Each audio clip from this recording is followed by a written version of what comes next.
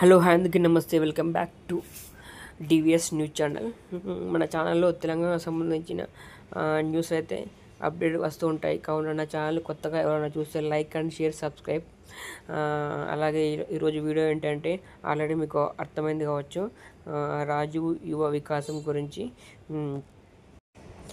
అయితే దీనికైతే ఎవరైతే అప్లై చేసుకుంటారో వారికి రేషన్ కార్డ్ అయితే అవసరం లేదని గవర్నమెంట్ అయితే చెప్పింది. ఇంతకుముందు first time ration card compulsory అని చెప్పింది, కానీ ఇప్పుడు ఈ మధ్య చాలా ఇష్యూస్ వస్తున్నాయి కాబట్టి రేషన్ కార్డ్ అవసరం లేదైతే గవర్నమెంట్ అయితే చెప్తుంది.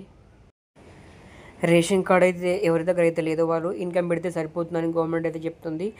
అట్లాగే ఇంకోటి ఏంటంటే ఈ క్యాస్ట్కి సంబంధించిన సర్టిఫికేటు 2016 తర్వాత ఎవరైతే తీసుకుంటారో ఆ క్యాస్ట్ సరిపోతుందని గవర్నమెంట్ అయితే చెప్తుంది. కొత్తగా మీరు క్యాస్ట్ సర్టిఫికేట్ తీయని అవసరం లేదు. ఎందుకంటే ఈ ఎంఆర్ఓ ఆఫీస్ కాడ అయితే చాలా బాగా మంది అక్కడ పెండింగ్ ఉంటున్నాయి కాబట్టి గవర్నమెంట్ అయితే ఈ నిర్ణయం తీసుకుంది.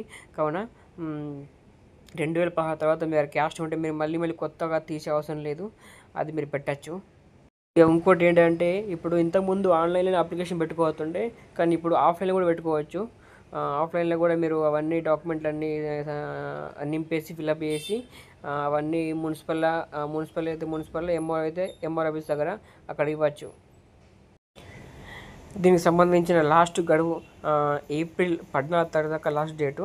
కాబట్టి ఈలోపు మీరు ఈ క్యాస్ట్ ఇన్కమ్ ఇవన్నీ మీరు ఓకే చేసుకొని మీరైతే ఆన్లైన్ లేకపోతే ఆఫ్లైన్ మీరైతే అప్లై చేసుకోవచ్చు అని గవర్నమెంట్ అయితే గైడ్లైన్స్ అయితే విడుదల చేసింది.